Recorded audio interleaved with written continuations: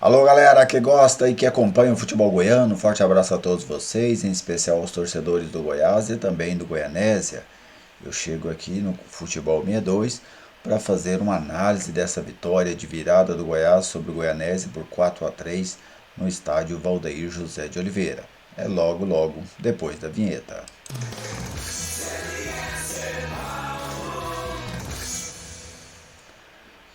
Nós tivemos no Valdeir José de Oliveira um primeiro tempo muito fora dos padrões, né, do futebol atual, vamos dizer assim. 3-3 o resultado do primeiro tempo.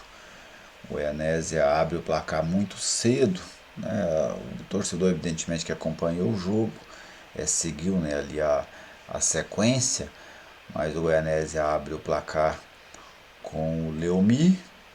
Depois o Goianésia faz 2-0 com o Murilo. O Goiás diminui através do Nicolas. O Goianésia faz o terceiro com o Nunes. O Goiás diminui novamente com o Maguinho. Empata com o Caio Vinícius ainda no primeiro tempo. E no segundo tempo o Goiás ganha com o gol do Elvis. Bem, vamos ao primeiro tempo. Uma análise deste primeiro tempo.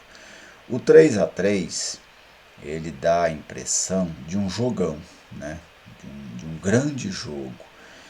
E eu não vi dessa forma, sabe? Eu vi um 3-3 nesse primeiro tempo muito mais pela fragilidade dos dois sistemas defensivos.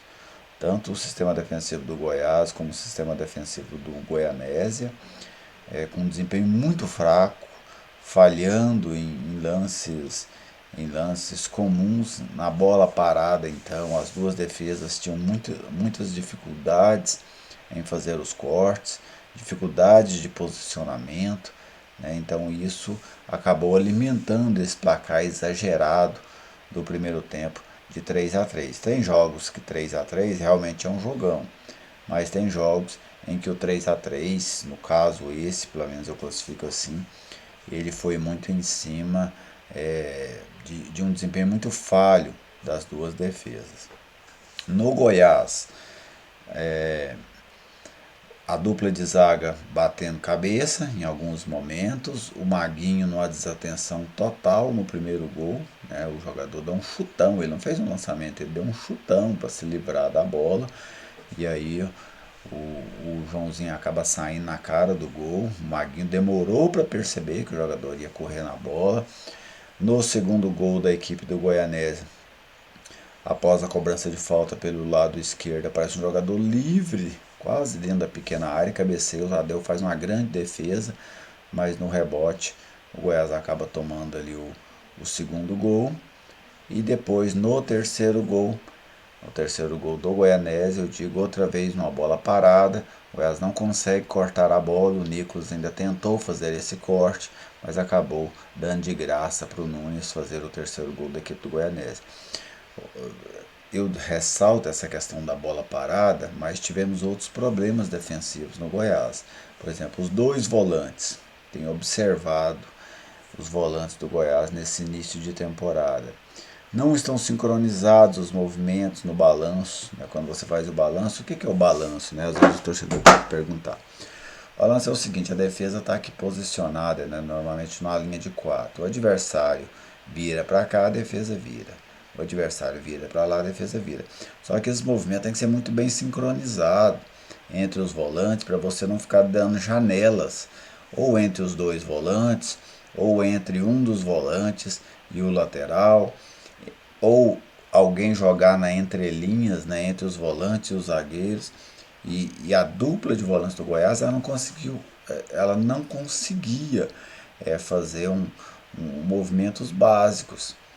O Felipe costumava entrar para dentro dos zagueiros, né? O Felipe entrava, o Caio ficava sozinho, muitas das vezes sobrecarregado. Em outros momentos ele não dava o combate, né? Ficava só cercando o jogador arrancando e ele acompanhando o jogador. Então esse setor de volantes o Goiás vai ter que acertar. Daqui a pouco tem Copa do Brasil, mais à frente Campeonato Brasileiro. E em competições como essa, você não pode admitir um nível de atuação como a dos dois volantes do Goiás hoje lá no estádio Valdeir José de Oliveira, né? faltou intensidade, aí já não é só dos volantes. O Goiás tem tido essa falta de intensidade, talvez porque está começando o trabalho, pode ser, mas o Goiás não sufoca o adversário, o Goiás não tira a marcação do homem que tem a posse de bola, né? Deixa livre para jogar, para pensar, para refletir. Então tudo isso são evoluções necessárias nesta equipe do Goiás. E o Goianese, eu achei a defesa do Goianese muito frágil também, né? Assim como eu critiquei a defesa da Esmeraldina, a defesa do Goianese é também muito frágil. Nas laterais, né, duas avenidas, seja pela direita, pela esquerda, o Goiás explorou muito a lateral direita. Primeiro estava lá o Rafael Cruz, depois o Luquinhas. Grande partida do Vinícius, diga-se de passagem. O Vinícius teve os méritos, mas muito também se passa pela fragilidade do marcador. E o Edson Júnior deixou o time sofrendo ali, né? Sofrendo, sangrando, sangrando, e ele não modificou a equipe, né? O Luquinhas que entrou no lugar do Rafael Cruz, ele nitidamente estava nervoso, né? Não conseguia jogar. Então o Goiás se aproveitou muito dessa jogada. O segundo tempo foi um segundo tempo mais normal, né? Vamos dizer assim. A defesa do Goiás se postou um pouco melhor, praticamente não deu chances ao Goianésia, que chegou com perigo só no último lance, na finalização de fora da área. A defesa do Goianésia também não teve, pelo menos na reta final, né, no início do segundo tempo, o Goiás não conseguiu levar vantagem em algumas jogadas aí pela esquerda com o Vinícius, mas depois o Goianésia conseguiu estancar esse problema que ele vinha tendo defensivo, né, no primeiro tempo, e foi um jogo mais equilibrado, um jogo mais parecido com aquilo que a gente vê nos dias atuais. Mas o nível, né, vamos dizer assim, defensivo das duas equipes é preocupante para cada um dos lados, né? Os dois lados, as duas comissões técnicas precisam se preocupar respectivamente com as atuações dos seus sistemas defensivos. Vamos ao Goiás, jogadores, né? Tadeu não falhou, mas também não ajudou, não é um jogo natural. Maguinho fez o gol, fez, mas defensivamente uma partida fraca do Maguinho, apoiou pouco e especialmente no primeiro tempo teve muitas dificuldades na marcação. Nas duas laterais, né? O Arthur também passou menos sufoco que o Maguinho, mas não aparece no ataque, não chega para um cruzamento, é um lateral, né? E se já é assim no Campeonato Goiano, imagina uma competição mais forte. A dupla de zaga do Goiás não foi bem. Everson mal e o Reinaldo ainda não foi o Reinaldo de 2021. Né? Será que tudo isso é falta do David Duarte? Tomara que não, porque o Goiás precisa desse jogador. Os dois volantes eu já citei, não gostei da atuação. O Caio fez um gol, mas talvez o Goiás tenha que pensar bem sobre talvez buscar mais um ou dois volantes para competir na Série A, sabe? É preocupante esse setor da equipe esmeraldina. O Elvis, muito bem de novo, né?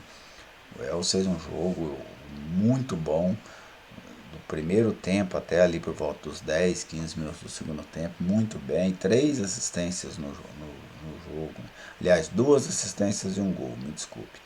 Ele dá assistência para o segundo gol, ele dá assistência para o terceiro gol e faz o quarto gol, né? Uma participação muito grande do camisa 10 do Goiás. Nicolas fez aquele que se espera de um centroavante, teve a chance, marcou. E o Vinícius muito bem no jogo. O Vinícius já vem fazendo algumas partidas boas, mas hoje foi a melhor partida dele com a camisa do Goiás. Já mais solto, já mais parecido com aquele Vinícius do Náutico, arriscando, finalizando, criando jogadas. E outra vez uma jogada que já está manjada no Goiás, né? A invasão da área pelo lado esquerdo. O Goiás é o terceiro jogo consecutivo que o Goiás faz gol dessa forma. Em todos eles com o Vinícius cruzando para o Nicolas. Na equipe do Goianese, eu gostei do Leomi, achei bom jogador, já o conhecia, né? Tinha jogado no craque, eu havia gostado dele quando ele esteve no craque. O Nunes, né, ainda dá trabalho, centroavante. Léo Carvalho abaixo, né?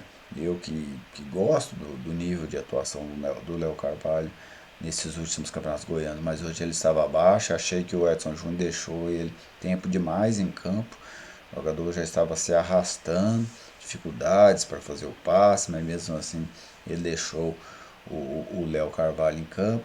Joãozinho, atacante pelo lado, dá trabalho, né? O camisa 11 da equipe do Goianésia, bom jogador. Os laterais não gostei, nem pela direita, nem pela esquerda.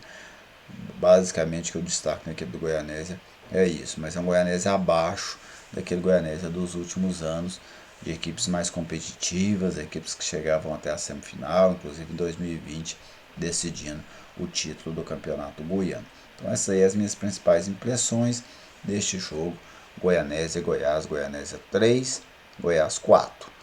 Mas você, torcedor alviverde, você, torcedor do azulão, façam aí, né, a sua análise, os seus comentários, fique à vontade, o espaço é nosso, o vídeo é justamente para isso, para debater o futebol goiano. Se você ainda não é inscrito no canal, te convido a se inscrever e assim nós vamos fortalecendo aqui o Futebol 62. Um grande abraço a todos vocês, muito obrigado pela audiência de sempre e até o próximo vídeo.